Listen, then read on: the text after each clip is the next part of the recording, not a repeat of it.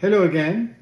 Today we're back on the East Coast and we're going to be sharing some comments on a bottle from Spain, from the Ribeira del Duero region. It is a bottle that actually Hani has tasted with the channel here almost 3.5 years ago. It's the same exact vintage, same bottle, and so we're going to see if we have some new impressions to share about that. Ausas 2016, Ausas Interpretacion. This is the one bottling that this producer makes. It was his first vintage. Javier Ausas used to be the winemaker and head technical director at Vega Sicilia until 2015. He was involved in a lot of different aspects of the cellar, of the winemaking, of some of the other wines as well, like Valbuena, other than Unico, like Macan, which is like Allion, like Macan, which is the joint venture with the Rothschilds and launched not too long ago. And so he's somebody who is really very familiar with what you can do in the region with the vineyards, with the farmers, with the grapes. And he decided to strike out on his own and develop his own interpretation, of what the terroir can produce. These are wines farmed in, some high elevation. We're talking hundreds of meters, and so it's Tempranillo, I think, pretty much 100%, and it's pretty high in alcohol. So it's a strong wine, but it also is something that, based on Hani's comments, even a few years ago, was already very well integrated and very palate and nose friendly, let's say. Here we are again, right off the bat, and that was a bottle this is a bottle I opened 2 days ago, and even then it was just really ready to go, which was incredible. But right then also we had this sort of the jump of the spices sort of side of what we get from these wines, the cigar box, the sort of a little bit of cinnamon, the leather, sort of kind of a little bit of that patina notion that we get from some really old bottles of Rioja or Ribeira. But it was also present in this. And on top of that, there's a lot of that red fruit, sort of dark, like dark cherries, maybe a little bit of licorice, some sharpness there.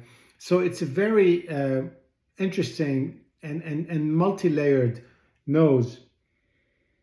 I skipped also the color. That color is just incredible. When you look at it, it's so dark. It really reminds me of some of the biggest sort of Pauillacs and Saint-Estèphe, where you get that richness and that concentration.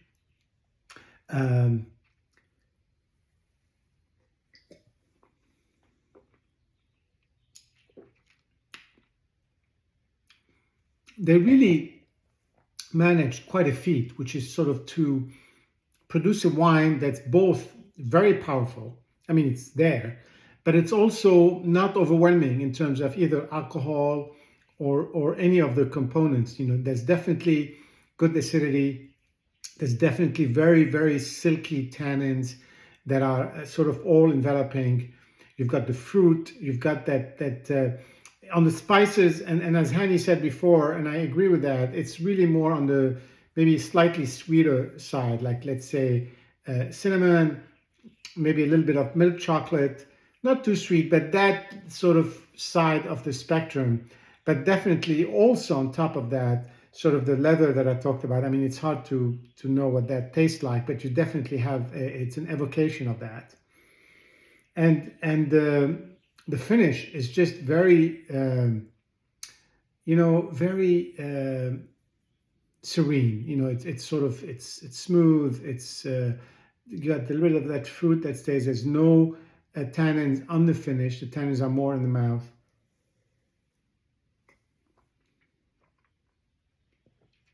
And